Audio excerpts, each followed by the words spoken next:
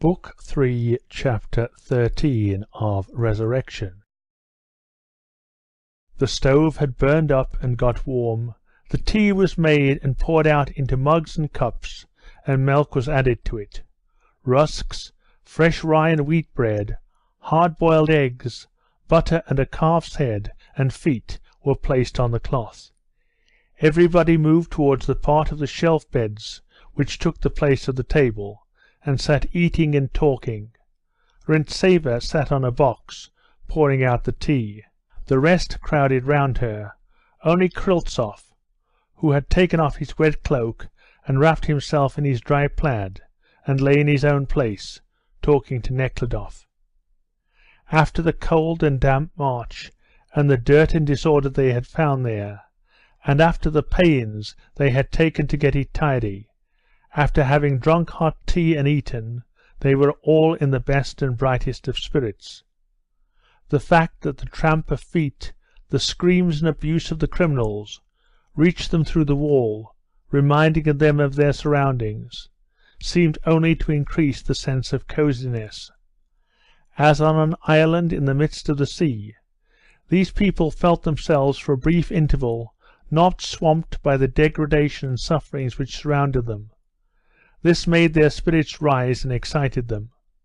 They talked about everything except their present position and that which awaited them.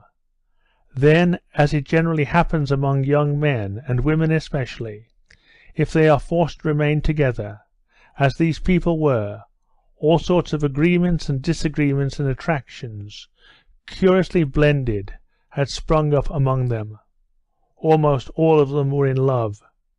Novodvorov was in love with a pretty, smiling Grabetz.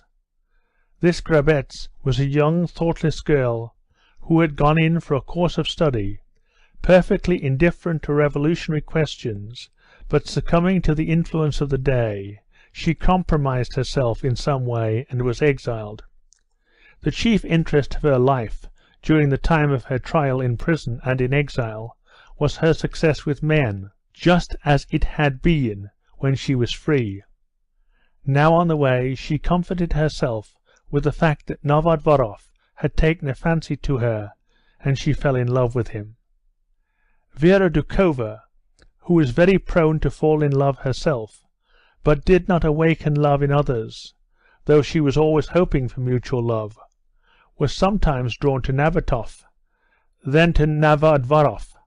Kryltzoff felt something like love for Mary Pavlovna.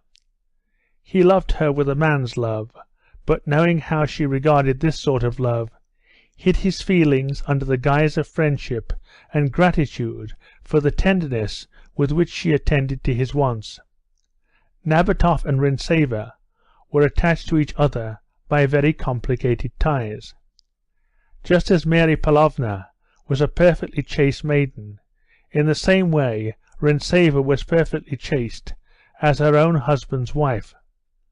When only a schoolgirl of 16, she fell in love with Rintzev, a student of the Petersburg University, and married him before he left the university, when she was only 19 years old. During his 4th year at the university, her husband had become involved in the students' rows, was exiled from Petersburg, and turned revolutionist. She left the medical courses she was attending, followed him, and also turned revolutionist. If she had not considered her husband the cleverest and best of men, she would not have fallen in love with him, and if she had not fallen in love, would not have married. But having fallen in love and married him, whom she thought the best and cleverest of men, she naturally looked upon life and its aims in the way the best and cleverest of men looked at them. At first he thought the aim of life was to learn, and she looked upon study as the aim of life. He became a revolutionist, and so did she. She could demonstrate very clearly that the existing state of things could not go on, and that it was everybody's duty to fight this state of things, and to try to bring about conditions in which the individual could develop freely, etc. And she imagined that she really thought and felt all this, but in reality She only regarded everything her husband thought as absolute truth, and only sought for perfect agreement, perfect identification of her own soul with his, which alone could give her full moral satisfaction. The parting with her husband and their child, whom her mother had taken, was very hard to bear, but she bore it firmly and quietly, because it was for her husband's sake, and for that cause which she had not the slightest doubt was true, since he served it. She was always with her husband in thoughts, and did not love and could not love any other any more than she had done before, but Nabotov's devoted and pure love touched and excited her. This moral, firm man, her husband's friend, tried to treat her as a sister, but something more appeared in his behaviour to her, and this something frightened them both, and yet gave colour to their life of hardship. So that in all this circle only Mary Pavlovna and Kondratiev were quite free from love affairs. End of Book 3, Chapter 13.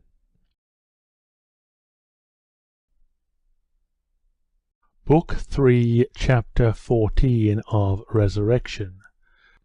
Expecting to have a private talk with Katusha, as usual after tea, Nekhludoff sat by the side of Kryltzoff, conversing with him. Among other things, he told him the story of Makar's crime, and about his request to him. Kryltzoff listened attentively, gazing at Nekhludoff with glistening eyes. "Yes," said Kryltzoff suddenly, "I often think that here we are going side by side with them, and who are they? The same for whose sake we are going, and yet we not only do not know them, but do not even wish to know them, and they, even worse than that, they hate us and look upon us as enemies. This is terrible." "There is nothing terrible about it," broke in Novodvorov. "The masses always worship power only. The government is in power, and they worship it and hate us. Tomorrow we shall have the power, and they will worship us," he said with his grating voice. At that moment a volley of abuse and the rattle of chains sounded from behind the wall. Something was heard thumping against it, and screaming and shrieking. Someone was being beaten, and someone was calling out, "Murder, help!" "Hear them, the beasts! What intercourse can there be between us and such as them?" quietly remarked Novodvorov. "You call them beasts, and Nekhludoff was just telling me about such an action," irritably retorted Kryltzoff, and went on to say how Makar was risking his life to save a fellow villager. "That is not the action of a beast, it is heroism." "Sentimentality!" Novodvorov ejaculated ironically. "It is difficult for us to understand the emotions of these people and the motives on which they act. You see generosity in the act, and it may be simply jealousy of that other criminal."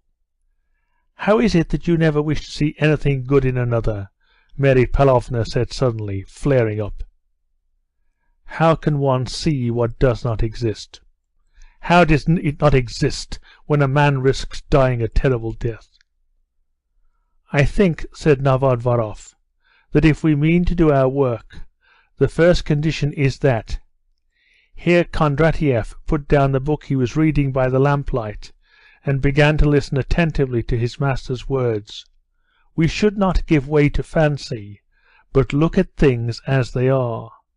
We should do all in our power for the masses, and expect nothing in return. The masses can only be the object of our activity, but cannot be our fellow workers as long as they remain in that state of inertia they are in at present," he went on, as if delivering a lecture. "Therefore, to expect help from them before the process of development, that process which we are preparing them for, has taken place, is an illusion." "What process of development?" Kryltzoff began, flushing all over. "We say that we are against arbitrary rule and despotism, And is this not the most awful despotism? No despotism whatever, quietly rejoined Novodvoroff. I am only saying that I know the path that the people must travel, and can show them that path. But how can you be sure that the path you show is the true path? Is this not the same kind of despotism that lay at the bottom of the Inquisition, all persecutions and the Great Revolution? They too knew the one true way, by means of their science. Their having erred is no proof of my going to err. Besides, there is a great difference between the ravings of ideologues and the facts based on sound economic science. Novodvoroff's voice filled the room. He alone was speaking, all the rest were silent. They are always disputing, Mary Pavlovna said, when there was a moment's silence. And you yourself, what do you think about it? Nekhludoff asked her. I think Kryltzoff is right when he says we should not force our views on the people. And you, Katusha? Asked Nekhludoff with a smile, waiting anxiously for her answer, fearing she would say something awkward. I think the common people are wrong, she said, and blushed scarlet. I think they are dreadfully wrong. That's right, Maslova, quite right, cried Nabatoff. They are terribly wrong, the people, and they must not be wronged, and therein lies the whole of our task. A curious idea on the object of revolution, Novodvoroff remarked crossly, and began to smoke. I cannot talk to him, said Kryltzoff in a whisper, and was silent. And it is much better not to talk, Nekhludoff said. End of Book 3, Chapter 14.